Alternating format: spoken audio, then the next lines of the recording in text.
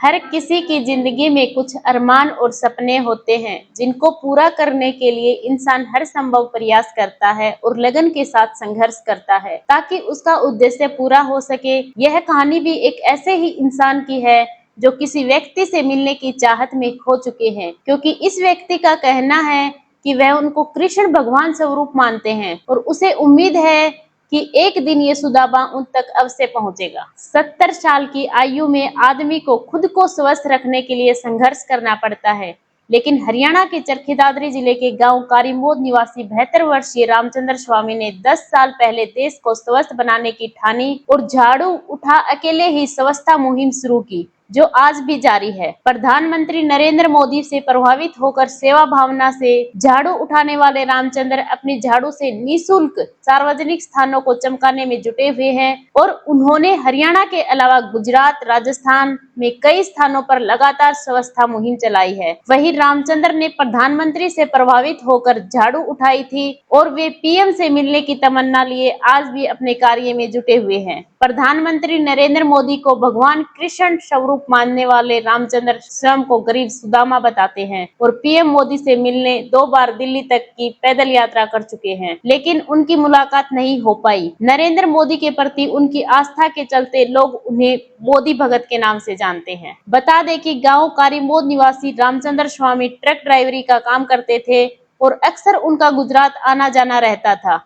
वहां के स्वच्छता कार्यों से प्रभावित होकर उनके मन में नरेंद्र मोदी के प्रति आस्था जागी। वहीं जब 2014 लोकसभा चुनाव में नरेंद्र मोदी को प्रधानमंत्री पद का चेहरा घोषित किया गया तो उन्होंने उनके प्रधानमंत्री बनने की कामना करते हुए 3 महीने 9 दिन का उपवास रखा। वर्ष 2014 में प्रधानमंत्री ने पीएम बनने के बाद जब झाड़ू उठाकर स्वच्छता अभियान की शुरुआत की, रामचंद्र ने भी ट्रक ड्राइवरी छोड़ झाड़ू उठा ली और स्वच्छता अभियान की शुरुआत की। रामचंद्र उसके बाद से एक कार रखते हैं और उसी में हमेशा झाड़ू साथ रखते हैं और अलग अलग स्थानों पर पहुंचकर मुख्य बाजारों, चौक चौराहों के अलावा सार्वजनिक स्थानों पर सफाई में जुटे रहते हैं। 10 साल से निःशुल्क सेवा में जुड़े रामचंद्र बीते 10 सालों से बिना किसी लोभ लालच के सेवा भावना से अपने कार्य में जुटे हुए हैं।